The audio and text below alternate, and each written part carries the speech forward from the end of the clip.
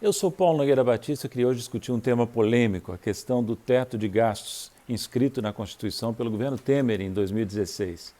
Essa decisão sempre foi polêmica desde o início, porque ela implica congelar por um período de 20 anos, em termos reais, o gasto primário do setor público, quase a totalidade dos gastos primários, incluindo gastos correntes não financeiros e também o investimento do setor público.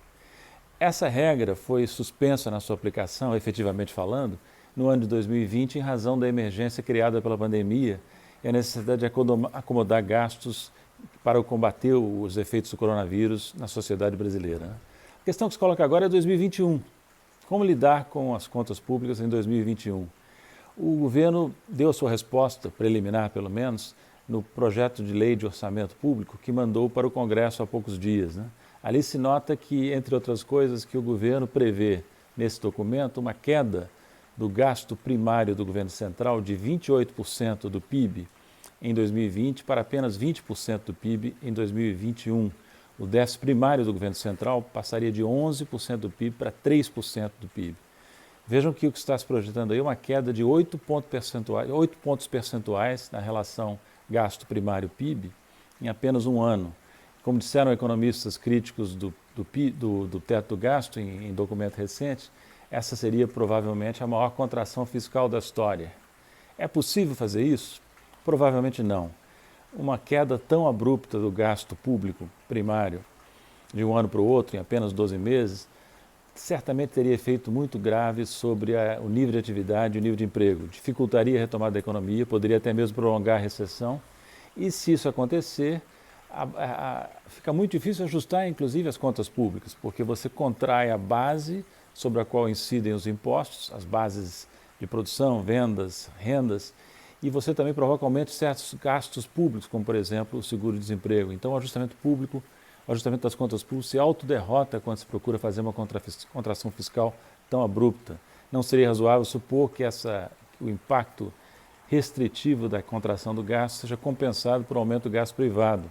Não é provável que isso aconteça e não é possível imaginar como o Banco Central faria para compensar o efeito da retração fiscal, uma vez que os juros já estão muito baixos e o câmbio já está bastante depreciado. Reparem que esse orçamento do governo, esse projeto de orçamento do governo, não inclui o famoso programa Renda Brasil, que substituiria a Bolsa Família, não há previsão de gastos para isso, e nem inclui o Pro Brasil, o programa de investimentos em obras públicas que o governo tem alardeado. De onde é que sairia o dinheiro para isso, mantendo respeito ao teto constitucional de gastos, que o governo declara querer respeitar? É a quadratura do círculo, porque, por exemplo, as ideias propostas do Paulo Guedes de acomodar a despesa adicional do Renda Brasil, cortando abono salarial e outras despesas de natureza social, foi rejeitado pelo presidente, com razão, diga-se. A ideia de, por exemplo, instituir uma CPMF, que é acalentada pelo ministro Paulo Guedes, ajuda a combater o déficit, mas não ajuda a cumprir o teto de gasto, porque apenas afeta o lado da arrecadação. E a outra proposta que foi apresentada por economistas ligados ao mercado, mais conservadores, que é de acelerar a tramitação de uma PEC, que poderia ser chamada de PEC do piso, e permitir com isso reduzir o piso de gastos obrigatórios. Por exemplo, introduzir uma emenda constitucional que permitisse em 2021 reduzir a jornada de trabalho e os salários em até 25% para os funcionários públicos. Essa ideia é razoável? Não me parece que seja, porque isso afetaria a prestação de serviços, de saúde, educação, às pessoas mais pobres, justamente aquelas mais atingidas pela crise e pela pandemia. Se afetasse, por exemplo, a jornada de trabalho dos auditores fiscais, facilitaria a evasão de impostos. Um tiro no pé, porque isso agravaria o problema do déficit público. Em suma, há vários motivos, eu dei apenas alguns exemplos, para imaginar para supor que o teto fiscal, o teto de gastos constitucional, instituído no governo Temer, é insustentável. Nós precisamos, cedo ou tarde, rever essa regra, mais cedo do que tarde.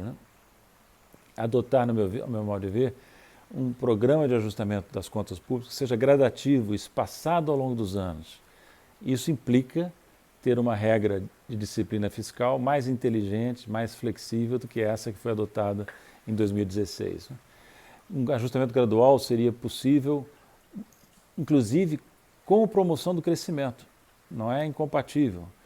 lançando mão dos bancos públicos, tirando partido do câmbio depreciado, dos juros baixos e usando a própria política fiscal para alavancar o crescimento. E vejam que o crescimento facilita o ajuste fiscal, porque eleva a arrecadação e reduz certos tipos de gastos, né? Nós precisamos, em poucas palavras, o seguinte, de um ajustamento positivo, de um ajustamento com desenvolvimento, né? Isso implica manter transferências elevadas a setores de baixa renda, transferências sociais elevadas, sobretudo num período de pandemia como o atual, e implica também retomar o investimento público, dado que o estoque de capital público já está depreciado e o nível de investimento previsto não assegura sequer a reposição do estoque de capital depreciado, né?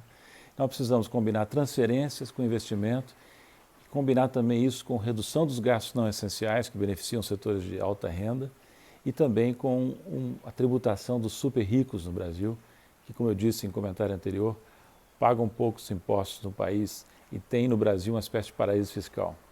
Todo esse conjunto de medidas permitiria, no meu entender, promover o crescimento e ajustar as contas públicas ao longo do tempo. Mas para isso, como eu sempre digo, falta um aspecto importante que nós não temos, infelizmente: governo.